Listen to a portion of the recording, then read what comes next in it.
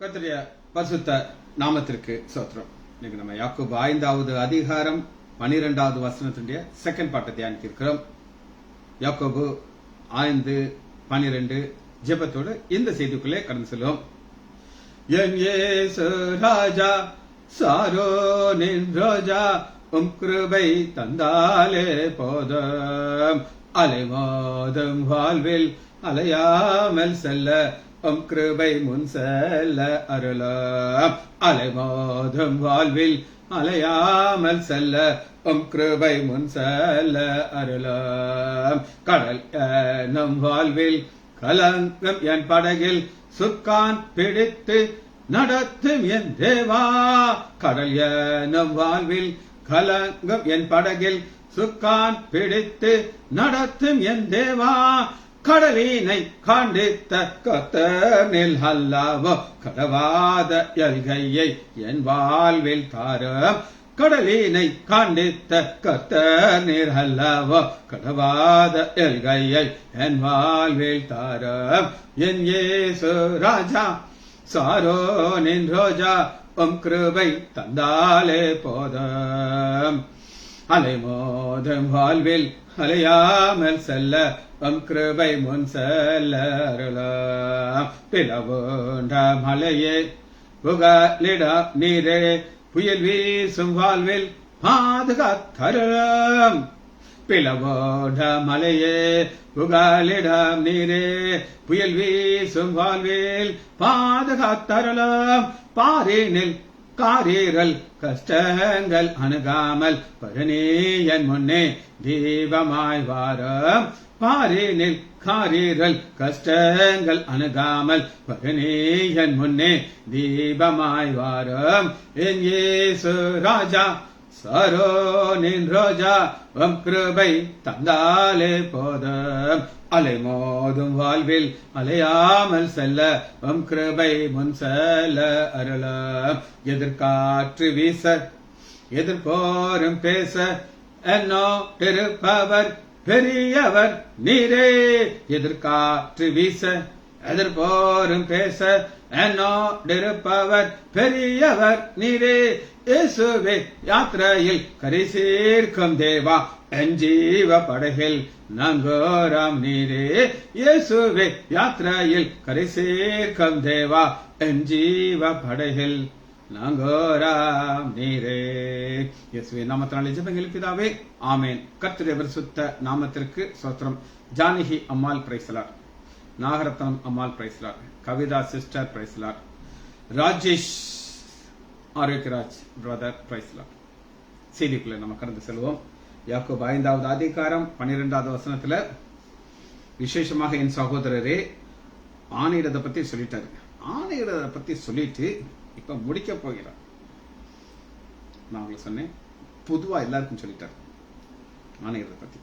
அடுத்து இப்போ ஒரு காரியத்தை சொல்லி அந்த டாக்டரினை முடிக்கிறார். எப்படி முடிக்கிறார் அப்படின்னு கேட்டீங்கன்னா, உள்ளதை உள்ளது என்றும் இல்லாததை இல்லது என்று சொல்லக்கூடாது.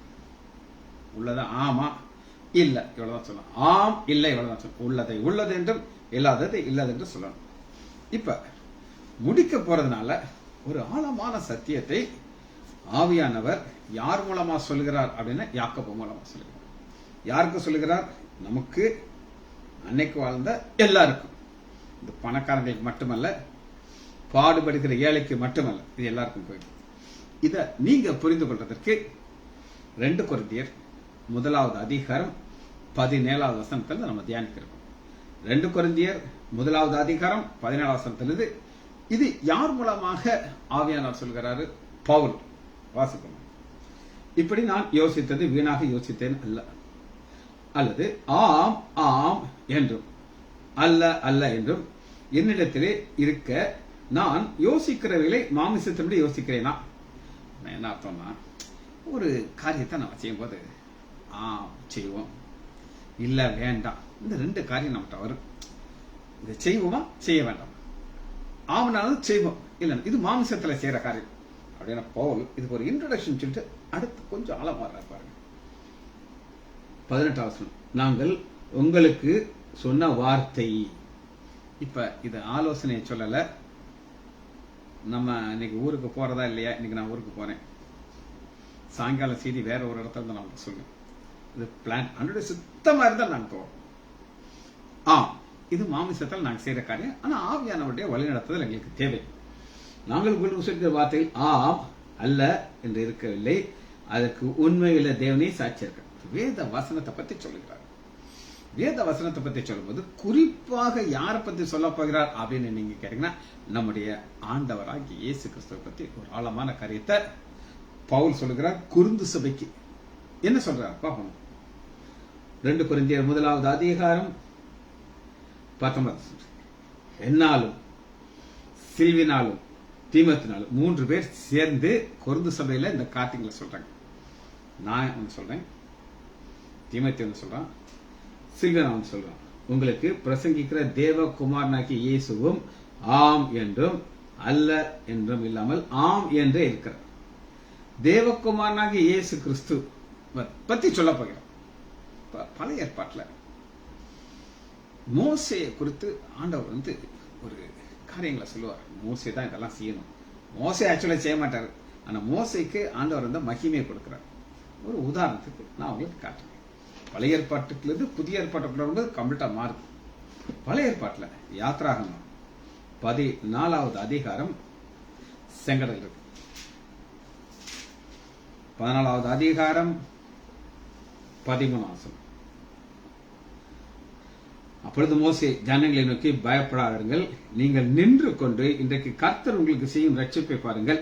அப்ப ஒரு என்கரேஜிங் ஆன வார்த்தைய மோசே மூலமாக ஆண்டவர் பேசுகிறார். அப்ப ஆண்டவர் யாரை மகிமைப்படுத்த போகிறார்? மோசைக்கு முக்கியத்துவம் கொடுக்க போகிறார். அந்த மோசைக்கு முக்கியத்துவம் கொடுக்கிறதுக்கு ஆண்டவர் என்ன செய்கிறார் அப்படின்னு நீங்க கேட்டீங்கன்னா, 16 நீ மோசே நீ தான் செய்யப்பா, நான் இல்ல, நான் தான் செய்வேன். ஆனா உனக்கு அந்த கிரெடிட்டை கொடுக்க போகிறோம். நீ உன் கோலை நீட்டி உன் கையை சமுத்திரத்தில் நீட்டி சமுத்திரத்தை பிளந்து விடு. என்னமோ இந்த நீங்க கேக் பார்த்திருக்கீங்களா? பிறந்த நாள் கேக் அப்படின்னு ஒரு கேக் கொண்டாடுவாங்க. சூப்பரா இருக்கும்.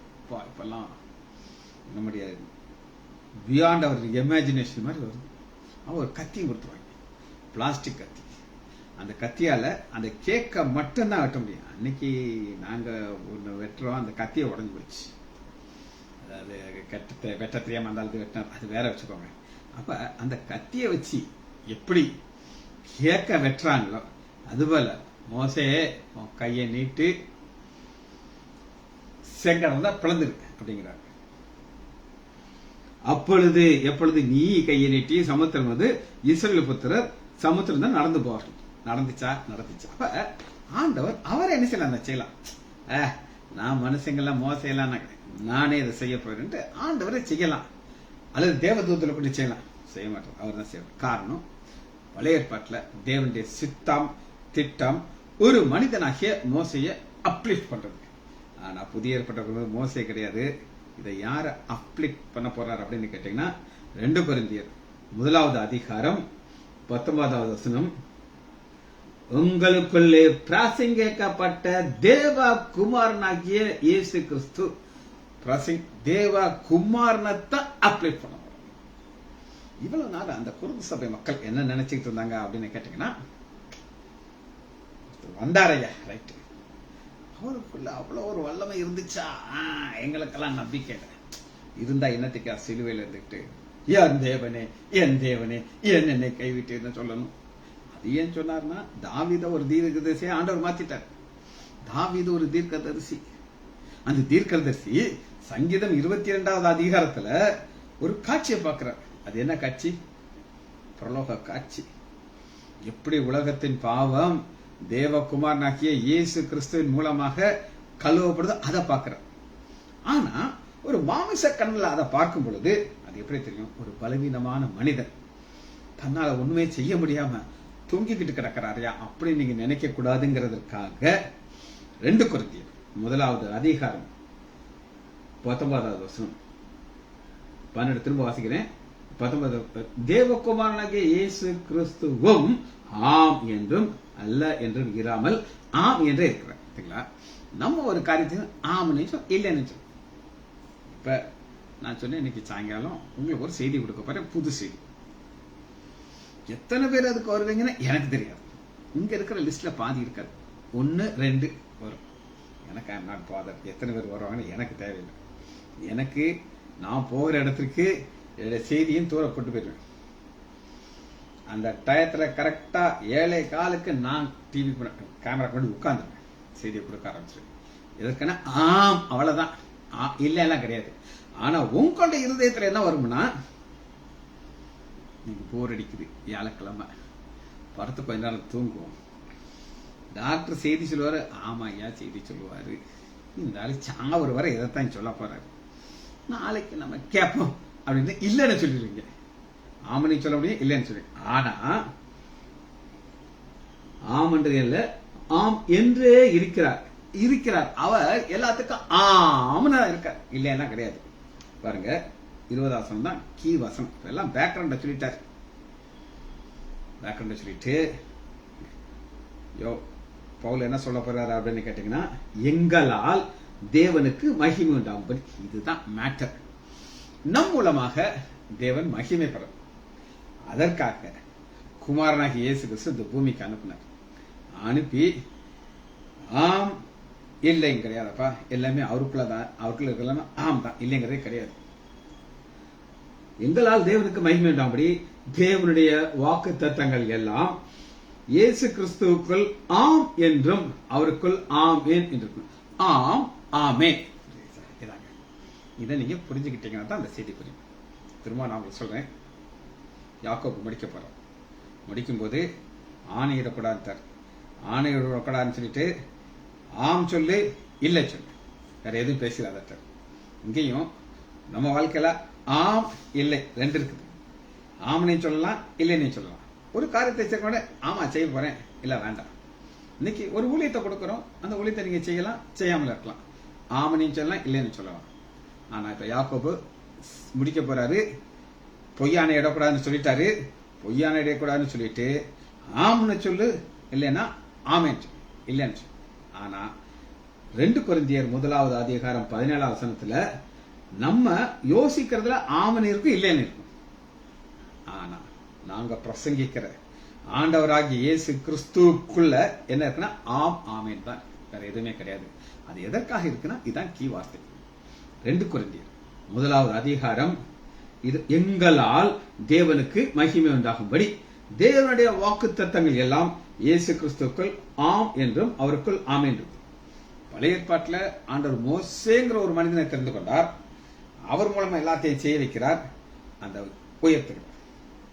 மோசேயுடைய வாழ்க்கை முடிதான் யோசுவா. யோசுவா யாருங்க? பையனா? பையெல்லாம் கிடையாது, வேலைக்காரன், சர்வன்ட். ஆண்டவர் பிடிக்கிறாரு. ஆண்டவர் சொல்றாரு, இங்க பாரு மோசே, நீ ஜனங்களுக்கு முன்பாக யோசுவாவை உயர்த்து கனப்படுத்துகிறார். இவரும் செய்வார், பிரச்சனையே கிடையாது. ஆனா புதிய ஏற்பாட்டுக்குள்ள வந்து மோசையும் கிடையாது, யோசுவாவும் கிடையாது, எவனும் கிடையாது. ஒரே ஒருத்தர் தான், இயேசு கிறிஸ்து. அது தேவ குமாரனாகிய இயேசு கிறிஸ்து.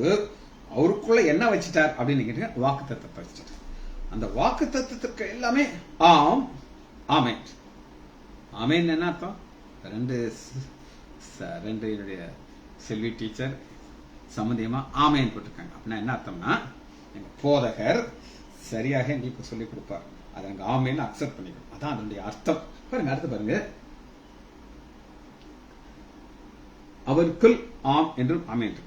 இப்ப அந்த வாக்கு தத்துவம் அப்படின்னா என்ன அப்படின்னு கேட்டீங்கன்னா, நம் வாயினால அறிக்கை செய்யப்பட்டது. ஆம் என்றும் ஆமேன்ங்கிறது என்னன்னா அறிக்கை. வாசிப்போம். நீதிமொழிகள் 18வது அதிகாரம், ஆம் ஆமேன் அப்படின்னு நீங்க சொன்னீங்கன்னா நீங்க என்ன சொல்லுகிறீர்கள் அப்படின்னு கேட்டீங்கன்னா, நீதிமொழிகள் 18வது அதிகாரம் 21வது வசனம், மரணமும் ஜீவனும் நாவின் அதிகாரத்தில் இருக்கு. நாவின் அதிகாரத்தில் நீங்க ஆம் ஆமேன் அப்படின்னு சொல்லிட்டீங்கன்னா ஆண்டவர் எஸ் அக்செப்ட் பண்ணிக்கிட்டான். வாசிக்கிட்டா, அவனுடைய வாயின் பலனாலே அவன் வயிறு திருப்தியாகும். வயிறுங்கிறது என்ன அப்படின்னு கேட்டீங்கன்னா, இந்த வயிறு கிடையாது, ஆத்துமாங்கிற ஒரு வயிறு. அதுல இந்த வாக்கு தத்தங்கள்லாம் ஆமேன் என்று ஆமேன் என்று இயேசு கிறிஸ்துக்குள்ள இருக்குது. நீங்க ஒரு காரியம் வரும்போது அது ஆமேன் அப்படின்னு வந்தானா அவன் திருப்தி ஆவான். நமக்கு ஒரு திருப்தி கிடைக்கும். அந்த திருப்தி எப்படி கிடைக்கும் அப்படின்னு கேட்டீங்கன்னா, ஆண்டவர் சொல்லுகிற காரியத்தை நம்ம அக்செப்ட் பண்ணிக்கிறோம். அப்படி அக்செப்ட் பண்ணின ஒரு அம்மாவை நான் அங்க காட்டப்படுது. ஆம் ஆமேன் அப்படின்னு அந்த அம்மா சொல்லிருச்சு. லூக்கா 1வது அதிகாரம் 37வது வசனம் 1:37. தேவதூதன் பரலோகத்திலிருந்து வர்றாரு. மரியாதை பார்த்து ஆசீர்வதிக்கப்பட்டவளேங்கிறாரு. அக்காக்கு வயிற்றுல புளிய கிடைக்குது. எல்லா கன்னிகளும் காத்துக்கிட்டு இருந்தாங்க. ஒரு கன்னி கர்ப்பத்தி அது என்னைய பிடிச்சுக்கிட்டாங்களே இருந்தாலும் பயப்படுறாங்க. இது எப்படி ஆகணும் அப்படின்னு கேட்கறாங்க. ஆனா தேவதூதன் கிளம்புறதுக்கு முன்னாடி அந்த அம்மா என்ன சொல்லுது அப்படின்னு கேட்டீங்கன்னா 38 அதற்கு மரியாதை, இதோ நான் ஆண்டவருக்கு அடிமை, என்னால் இல்லைன்னு சொல்ல முடியாது. அடிமையால எஸ் தான் சொல்ல முடியும். நான் அடிமை. ஆம் ஆமேன் தான் அடிமையா. நான் சாதாரண எல்லாம் கிடையாது.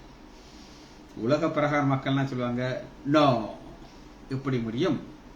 ஆனா அடிமை, அடிமை கிட்ட வாயிலிருந்து வரலாம் ஆம் ஆமேன் தான் வரும். உம்முடைய வார்த்தையின்படி எனக்காக கடவுது என்றால் நான் அவமானப்பட ரெடி, இல்லையா கலக்கத்திற்கு ரெடி. என் மேல துப்புனாலும் சரி, என் மேல கல் விட்டு எரிஞ்சாலும் சரி, பரலோகமே கேட்டுக்கொள்ளுங்கள், நான் ஆம் என்று சொல்லிட்டேன், ஆமேன்னு சொல்லிட்டேன். உடனே தேவதன் போயாச்சு. இப்ப இந்த அம்மா ஒரு பெர்மிஷன் கொடுக்குது. அதுபோல நாம் வாயுடைய வார்த்தையிலிருந்து ஆம் ஆமேன்னு தான் சொல்லணும். சரி, இதுல அடுத்த ஸ்டெப் நம்ம பார்க்கிறோம், தேவனுடைய மகிமை உண்டாகும்படி. இது என்னன்னு நம்ம பார்க்கப்படும். 1 பேதுரு 1வது அதிகாரம் 4வது வசனம். இப்ப வாக்கு தத்துவத்தெல்லாம் ஆண்டவர் கொடுத்துட்டார். அதெல்லாம் எதுக்குள்ள வச்சிருக்காரு? இயேசு கிறிஸ்துக்குள்ள வச்சிருக்காரு. ஆனா அந்த பரலோகத்திலிருந்து நமக்காக செய்யற ஒவ்வொரு காரியத்திற்கும் நம்ம ஆம் ஆமேன்னு சொல்லணும். அப்படி சொன்னால் நமக்கு கிடைக்கக்கூடிய ஆசீர்வாதத்தை பேதுரு சொல்லுகிறார். வாசிப்போமா 1 பேதுரு 1வது அதிகாரம் 4வது வசனம். அவர் இயேசு கிறிஸ்து மரித்தோரிலிருந்து எழுந்ததினாலே ஃபர்ஸ்ட் இதனுக்கு ஆம் ஆமேன்னு இதுக்கு சொல்லணும். எதுக்கு சொல்லணும்? இயேசு கிறிஸ்து மரித்தோரிலிருந்து எழுந்தாரு. நீங்க இது இல்லைன்னு சொன்னீங்கன்னா சொல்லி முடிஞ்சிருச்சு. அது எப்படி முடியும்? சத்தாச்சுல. 1 கொரிந்தியர் 15வது அதிகாரத்துல தான் சொல்லுவாங்க, செத்தா எப்படியா வருவான் அப்படின்னு சொன்னீங்கன்னா போச்சு. இல்லை, அது இதுக்கு முதல்ல நீங்க ஆம் ஆமேன்னு சொல்லணும். அப்படி நீங்க சொன்னீங்கன்னா அவர் கொடுக்கிறது என்னன்னா அழியாததும் மாசற்றதும் வாடாததுமாகிய சுதந்திரத்திற்கு ஏதுவான ஜீவனுள்ள நம்பிக்கை உண்டாகும்படி நம்மளது மிகுந்த இரக்கத்தினால நம்மை ஜெனிப்பித்தார். நமக்கு புதிய ஒரு வாழ்க்கையை கொடுத்துட்டார். அது எப்ப கொடுத்தார் அப்படின்னு நீங்க கேட்டீங்கன்னா நாம் ஆம் ஆமேன்னு சொல்லணும். எதற்கு ஆம் என்ற ஆமேன்னு சொல்லணும்னா இயேசு கிறிஸ்து மரித்தாரா? எஸ் மரித்தார். மரிக்கும்போது என்ன நடந்துச்சு? என்னுடைய பாவம் அவர் மேல வந்துருச்சு. உயிர்த்திருந்தார், அவன் உயிர்த்தல். அப்ப என்ன நடந்துருச்சு? பாவம் எல்லாம் கேன்சல் ஆயிடுச்சு. இப்ப ஆனா நீதிமனா மாறிட்டு இது நீங்க ஒற்றுக்கொள்ளுகிறீங்க. அதனாலதான் மறுபடியும் ஜினிக்கிற அனுபவத்துக்குள்ள வந்திருக்கிறோம். 5வது வருஷம் நாம் எப்பொழுது ஆம் என்று ஆம் என்று சொல்றோமோ அடுத்த ஆசீர்வாதம் 5. கடைசி காலத்திலே வெளிப்படுத்த ஆயத்தமா இருக்கிற ரட்சிப்புக்கு ஏதுவாக. கடைசி காலத்திலே வெளிப்படுத்த ரட்சிப்பு கடைசி காலங்கள் என்னன்னா இப்ப நம்ம வாழ்ற காலம் கடைசி காலம். இப்ப நம்ம எப்பெல்லாம் ஆம் என்று ஆமேன்னு சொல்லியாச்சுன்னா நமக்கு ஆண்டவர் என்னெல்லாம் ஆசீர்வாதம் வச்சிருக்கிறாரோ அதெல்லாம் பரலோகத்துல இருக்கும். நான் போய் வாங்கிக்கிற வேண்டியதான். போகணும், வாங்கிட்டு அங்கே இருக்கணும், வர தேவை. ரட்சிப்புக்கு விசுவாசத்தை கொண்டு அந்த விசுவாசம் நமக்குள்ள இருக்கும்போது ஆம் ஆமேன். சரி, ஒரு சம்பவத்தை சொல்லலைன்னா எனக்கு கொஞ்சம் ஃப்ளோ போகுது. எங்க ஆஸ்பத்திரியில லீலா லீலா அப்படின்னு ஒரு அம்மா இருந்துச்சு. என்ன ஒரு அம்மா தான், சும்மா 2 பேர் சொன்னேன். ஒரு லீலா, அதனுடைய பையன் ரமேஷ் அப்படின்னு ஒரு பையன். அவன் பயங்கர ஆல்கஹாலிக், குடிக்கார பையன். ஒரு தடவை நான் சொல்றது ரொம்ப வருஷத்துக்கு முன்னாடி, இப்ப இல்ல, பழைய கதையை சொல்றேன். அவன் ஒரு கன்வென்ஷன் மீட்டிங் போனான். போய் ஆண்டவராகி இயேசு கிறிஸ்துவ சொந்த ரட்சகரை ஏத்துக்கிட்டு அவர் வாயிலிருந்து சோஸ்திரம் சோஸ்திரம் சோஸ்திரம் அல்லேலூயா சோஸ்திரம், இதை தவிர வேற எதுவும் வராது. லீலா என்கிட்ட ஒரே சந்தோஷம் வந்து, டாக்டர் உங்களுக்கு தெரியுமா, மேட்டர் தெரியுமா அப்படின்னா, என்ன மேட்டரம்மா அப்படின்னு கேட்டேன். ரமேஷ் ரட்சிக்கப்பட்டுட்டான். வாயிலிருந்து சோஸ்திரம் ஏசப்பா இந்த வார்த்தைகள் தான் வருது. பைபிளை வாசிக்கிறான், ஜெபிக்கிறான், துதிக்கிறான் அப்படின்னு சொல்லிட்டு தான். ரொம்ப சந்தோஷமா இருந்துச்சு. அடுத்து ஒரு கேள்வியை கேட்டேன். சரி, ஓ மாப்பிள்ளை ரட்சிக்கப்படுவாரா அப்படின்னு நான் கேட்டேன். ஐயா, அது மோசமான டிக்கெட், அதெல்லாம் ஆண்டவரால ரட்சிக்கவே முடியாது. இது முடியாதுன்னே சொல்லிருச்சு. ஏன் காது கிடைச்சிருச்சு, நீங்க வேணா கேட்டு பாருங்க. அப்ப எந்த அம்மா பையனை ரட்சிக்கிறதுக்கு ஆண்டவரால முடியும், ஆனா மாப்பிள்ள இவருக்கு முடியும், இவருக்கு இந்த வல்லமை கிடையாது அப்படின்னு சொல்லிச்சு. இதத்தான் இங்க நம்ம சொல்றோம். கடைசி காலத்துல ஒரு ஆயத்தம் பண்ணிக்கிறது, இதற்கு விசுவாசத்தை கொண்டு இதாங்க. நாம் ஆம் சொல்றதுக்கு நமக்கு என்ன தேவைன்னா விசுவாசம் தேவை. விசுவாசம்னு நமக்குள்ள ஒண்ணு வந்துருச்சா? எனக்கெல்லாம் பெரிய விசுவாசம் என்ன தெரியுமாங்க, நான் என் கண்ணை இங்க மூடும்போது பரலோகத்துல என் கண்ணை திறப்பேங்கிறது விசுவாசம். இங்க மூடுவேன், அங்க திறப்பேன். விசுவாசத்தை கொண்டு தேவனுடைய பலத்தினாலே காக்கப்பட்டிருக்கிற உங்களுக்கு அந்த சுதந்திரம் பரலோகத்தில் வைக்கப்பட்டிருக்கு. எங்க வைக்கப்படல, அந்த பரலோகத்துல உங்களுக்கு அந்த சுதந்திரத்தை எப்ப கொடுப்பார் அப்படின்னு கேட்டீங்கன்னா, நீங்க ஆண்டோடைய வாக்கு தத்துவத்திற்கு, ஆண்டவர் உங்களுக்கு செய்து வைத்த நன்மைக்கு நம்புறதுக்கு கடினமா இருக்கும், நம்பணும். ஆம் அப்படின்னு சொல்லணும். சொல்லதான் இதுக்கு தேவை ஒரு விசுவாசம். சரி, திரும்ப வசனத்தை வாசிக்கிறேன். 2 கொரிந்தியர் 1 அதிகாரம் 20 வசனம். எங்களால் தேவனுக்கு மகிமை உண்டாகும். நீங்க என்ன செய்தாலும் அதனால தேவன் மகிமைப்பட வேண்டும். தேவன் மகிமைப்பட்டாதான் அது. இன்னைக்கு ஆண்டவர் உங்களுக்கு ஒரு நன்மையை செய்தார். இப்ப ஒரு பிரச்சனை உங்களுக்கு வந்துருச்சு. அந்த பிரச்சனை மூலமாக என்ன நடக்கும் அப்படின்னு கேட்டீங்கன்னா, ஆண்டவர் ஒரு முடிவை கொடுப்பார். அந்த முடிவை எதற்காக கொடுக்கிறார் அப்படின்னு கேட்டீங்கன்னா, நீங்க நல்லா ஜாலியா அனுபவிக்கிறதுக்காக அல்ல. எதுக்காக அதை கொடுக்கிறார் அப்படின்னு கேட்டீங்கன்னா, ஒரே ஒரு காரியம் தான், தேவனுக்கு மகிமை உண்டாக வேண்டும். என்ன பிரச்சனையா இருக்கட்டும், அது கொரோனால இருந்து கிடைச்ச விடுதலையா இருக்கட்டும், என்னதான் இருக்கட்டும், அதனால ஆண்டவர் மகிமைப்பட வேண்டும். வாசிப்போம். மத்தேயு 9 அதிகாரம் 8 வசனத்துல எப்படி பிதா மகிமைப்பட்டா நான் உங்களுக்கு காட்டுறேன். 9:8 திமிர்வாதக்காரனை தூக்கிட்டு வரோம். ஆண்டவர் வந்து எழுந்து நடத்தார். எல்லாரும் சொல்றாங்க, இவன் யார் கடவுளா பாவத்தை மன்னிக்கிறதுன்னு சொல்லி. ஆனா ஆண்டவர் சொல்றாரு, எது எளிதுன்னு சொல்றாரு. அப்ப முடியும் போது என்ன நடத்தா, அதான் எண்ட், முடியும். ஜனங்கள் அதை கண்டு ஆச்சரியப்பட்டு ஒரு காரியத்தை பார்த்துறது எதற்காகனா, அங்க அவங்க ஆச்சரியப்படுறாங்க. ஏன் ஆச்சரியப்படுறாங்க? தேவன் மகிமைப்படுறாங்க. ஒரு நாள் என் தம்பி டாக்டர் விமலேஷ் லைசார் கேஷுவலா கேட்டான், டேய் இத்தனை வருஷமா நீ டெய்லி செய்தி சொல்றா, இது எங்க இருந்து உனக்கு கிடைக்குது? ஊஞ்சி சொல்ற செய்தி கேட்க கொஞ்சம் பேருக்கு உட்காந்துக்கிட்டு இருக்காங்க, நல்லா இருக்குன்னு வர சொல்றாங்க, இது எங்க இருந்து கிடைக்குது? அது எனக்கு தெரியாது, நான் என்ன கதையா எழுதுறேன், இங்க ஆவியானவர் மகிமைப்படுகிறார், ஆண்டவர் மகிமைப்படுகிறார். என் தம்பி, என் அண்ணன் எவ்வளவு மோசமானு எனக்கு தெரியும், அவன் செய்தியை சொல்றான், அங்க யார் மகிமைப்படும்? தேவன் மகிமைப்படும். அதாங்க பார்க்கணும். மனுஷனுக்கு இப்படிப்பட்ட அதிகாரத்தை கொடுத்தவர் தேவனை மகிமைப்படும். தேவன் மகிமைப்பட வேண்டும். சரி, தேவன் மகிமைப்படுவாரு, அதுல சந்தேகம் இல்லை. இப்ப செய்யும் பொழுது என்ன நடக்கும் அப்படின்னு கேட்டீங்கன்னா, நம் வாழ்க்கையில ஆண்டவர் ஒரு காரியத்தை எதிர்பார்க்கிறார். அது என்ன அப்படின்னு நம்ம பார்க்க போறோம். எடுத்துக்கொள்ளுமா, 2 கொரிந்தியர் 2 அதிகாரம் 14. இது இதற்காகத்தான் ஆண்டவர் உங்களை தெரிந்து கொண்டார். உங்க பிரச்சனை வந்து விடுதலை கொடுக்கிறார், உங்களுக்கு ஒரு ஆசீர்வாதத்தை கொடுக்கிறார், உங்களை உயர்த்துக்கிறார். காரணம் இதான், தேவன் மகிமைப்படுகிறார். அந்த தேவன் மகிமைப்படும் போது அதுல என்ன நடக்கணும் அப்படின்னு கேட்டீங்க. 2 கொரிந்தியர் 2 அதிகாரம் 14. கிறிஸ்துவுக்குள் எப்பொழுதும் எங்களை வெற்றி சிறக்க பண்ணி எல்லா இடங்களையும் எங்களை கொண்டு அவரை அறிகிற அறிவின் வாசனையை வெளிப்படுத்துகிற தேவன் சொத்து. வெற்றி சிறக்க பண்ணி, வெற்றி சிறக்க பண்ணி. பவுல் வாழ்ந்த காலத்துல ரோமர்களுடைய ஆட்சி நடந்துச்சு.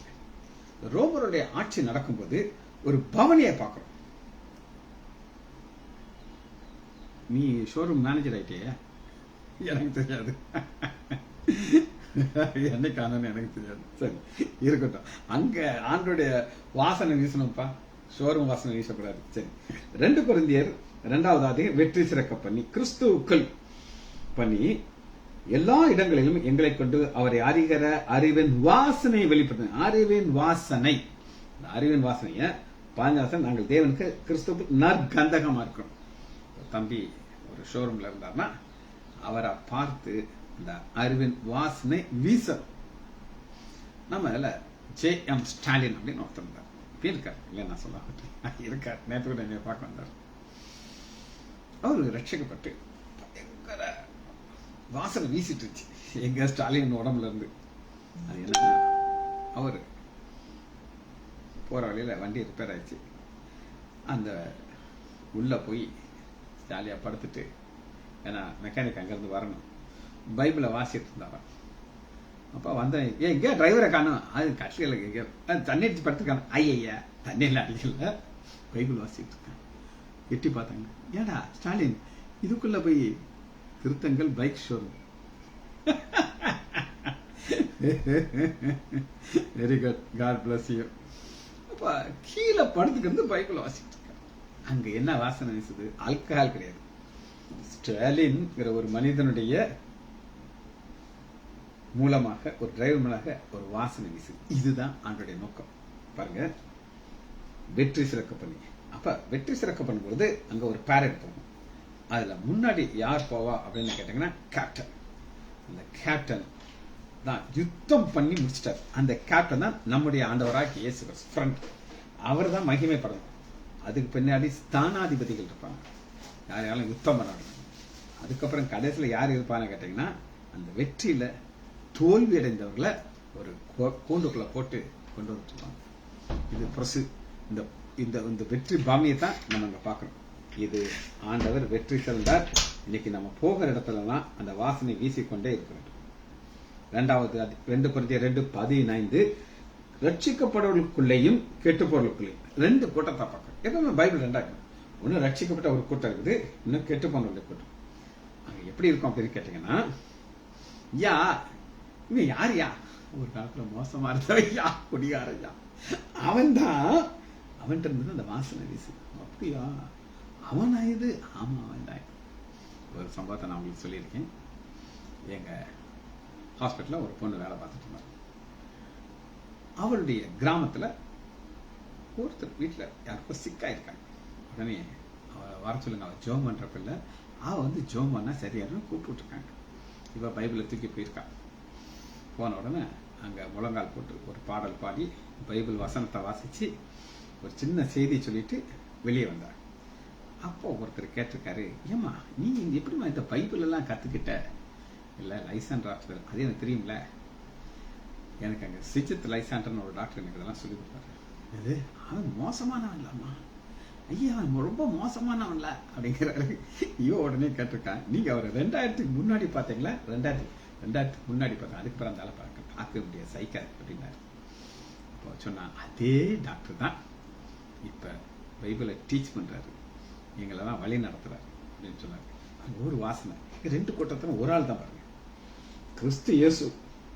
15 ரட்சிக்கப்படுவர்களுக்குள்ளும் கெட்டுப்பொருளுக்குள்ளும் நாங்கள் தேவனுக்கு கிறிஸ்துவின் நற்கந்தகமா இருக்கிறோம். கெட்டுப்பொருளுக்குள்ளே மரணத்துக்கான மரண வாசனை. ரட்சகர்கள் 2 கூட்டம் தாங்க, 3வது கூட்டமே கிடையாது.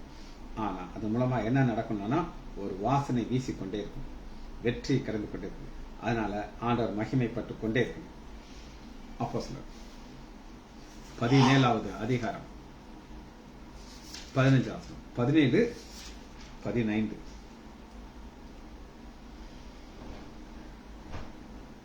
ஒரு இடத்துக்கு பவுல் வந்துட்டார். அங்க என்ன நடக்குது அப்படின்னு கேட்டீங்கன்னா, இவர் அத்தனை பட்டணங்கிற ஒரு பட்டணத்துக்குள்ள வரணும். அந்த அத்தனை பட்டணத்துக்கு நம்ம ஏற்கனவே பார்த்தோம், விக்கிரகங்கள் நிறைஞ்சிருக்கு, விக்கிர கோட்டைகள் இருக்குது. இந்த விக்கிரக கோட்டைக்குள்ள வந்துட்டார். இப்ப பவுல் மூலமாக ஆண்டவருடைய வாசனை வீசுறது. அந்த ஆண்டவருடைய வாசனை வீசுறதுக்கு அவர் ஒரு மேடையை தெரிந்த, மார்க்ஸ் மேடை, அங்க போய் பிரசங்கம் பண்ணுகிறார். பிரசங்கம் பண்ணும்பொழுது அவர் என்ன சொல்லுகிறார் அப்படின்னு கேட்டீங்கன்னா,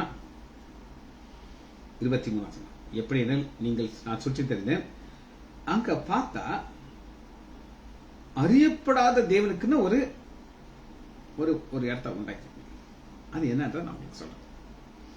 அத்தனை பட்டணத்துல ஒரு திடீர்னு ஒரு நோய் வந்துருச்சு, பிளேக். இது ஆடு மாடுகளை தாக்க ஆரம்பிச்சிச்சு. ஆடு மாடுகள் தான் அவருடைய சொத்து. அங்க நிறைய கடவுளுடைய மேடைகள் இருக்குது, மாஸ்க் மேடை சுற்றி விக்கிரக கோட்டை நான் உங்களுக்கு சொன்னேன். ஆனா அவங்க ஒரு மேடையை வச்சிருக்காங்க. அதுல என்ன தலைப்பு கொடுக்குன்னா, எங்களுக்கு தெரியாத ஒரு கடவுளுக்காக ஒரு மேடை. இந்த ஆடுகள் எல்லாம் எந்தெந்த ஆடுகள்லாம் இது கிட்ட வந்து படுத்துருச்சோ அதெல்லாம் பிழைச்சிருச்சு, மற்ற இடத்துல இருந்தாலும் செத்து போச்சு. இவங்களுக்கு புரிஞ்சுக்கிட்டாங்க, எப்பா ஒரு கடவுள் ஒருத்தர் இருக்காரு, ஆனா எங்களுக்கு தெரியாது, ஆனா ஒரு காலத்துல அவர் தன்னை வெளிப்படுத்த போகிறார் அப்படின்னு சொல்லி அவங்க காத்துக்கிட்டு இருந்தாங்க. அந்த காத்துக்கிட்டு இருக்கிற மக்களுக்கு பால் வந்து சொல்றாரு, அது யார் அப்படின்னு கேட்டீங்கன்னா 24 வசனம், உலகத்தை உண்டாக்கினவர் அவர் தான் இந்த இடத்துல இருக்கிறாரு அப்படின்னு சொல்லி பவுல் சொல்லுகிறார். அப்ப சொல்லி ஆண்டவரை மகிமைப்படுத்துகிறார். இன்னைக்கு நம்முடைய வாயிலிருந்து ஆம் ஆமே ஜெபிச்சு முடிப்போமா? மகா இரக்கமும் கிருபையுமுள்ள பிதாவே, துதிக்கிறோம் ஐயா. யாக்கோபு முடிக்கும் பொழுது ஆம் இல்லை என்று சொல்லுகிறார். ஆனால் இப்பொழுது எங்களுடைய வாழ்க்கையில ஒவ்வொரு வாக்கு தத்தத்தையும் எங்கள் ஆண்டவராகிய இயேசு கிறிஸ்துக்கள் வைத்து ஆம் என்று சொல்லவும் ஆம் என்று சொல்ல வைத்தது நன்றி. எங்களுடைய ஜீவன் மரணமே எங்கள் நாவின் அதிகாரத்தில் இருக்கிறதையா, எல்லாவற்றையும் நாங்கள் ஆம் என்று சொல்லி ஆத்துரத்தை பெற்றுக்கொள்வதற்காக நன்றி. பிள்ளைகள் ஒவ்வொருவரையும் என் ஆண்டவராகிய இயேசு கிறிஸ்துவின் நாமத்தினாலே ஆசீர்வதிக்கிறேன். இயேசுவின் நாமத்தினாலே ஜெபங்களை பிதாவே, ஆமேன் ஆமேன் ஆம்.